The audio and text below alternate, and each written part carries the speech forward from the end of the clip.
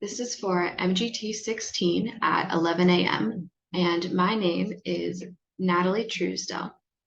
The prompt is, I have read the code of conduct of blank company, and this is what it tells me about the company. The company that I chose is Southwest Airlines. So this code of conduct was adopted on August 1st, 2018. And first impressions, it's pretty basic, straightforward setup, bold headings with a few separate categories, and overall, it all blends together a lot. So it's pretty short, only 4.5 pages long, and the main category focused on is compliance with laws, rules, and regulations, where it talks about insider trading, competition and fair dealing, and payments. So some other categories are confidentiality, conflicts of interest, etc.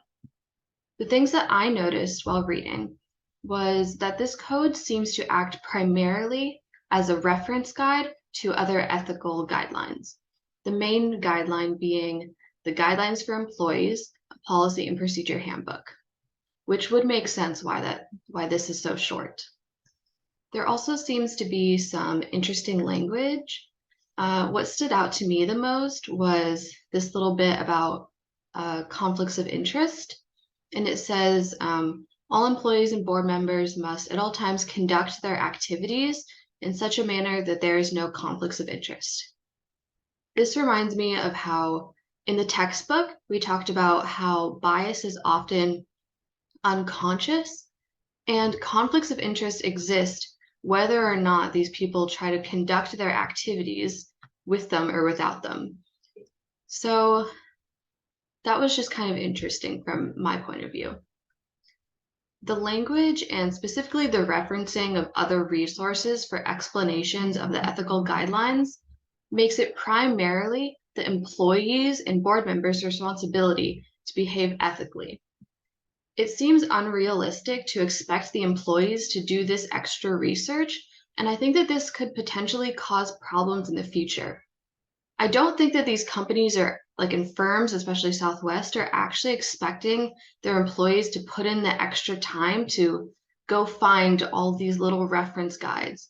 So I feel like it would have been more proactive to just include like the main summary of these guidelines in the actual code of ethics instead of referencing them a lot.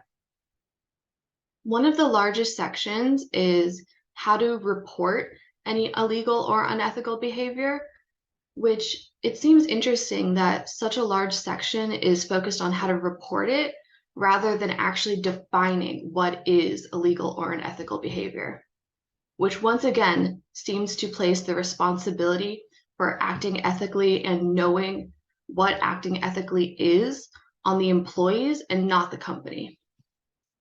It's probably not unique to Southwest Airlines, but this code of conduct to me seems more like a disclaimer or seems to exist for plausible deniability more than it seems to act as a personal code of ethics for Southwest Airlines.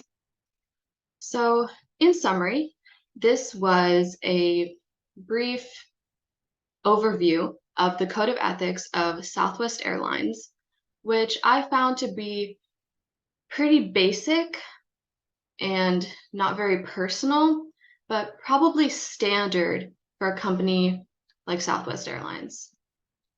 Thank you.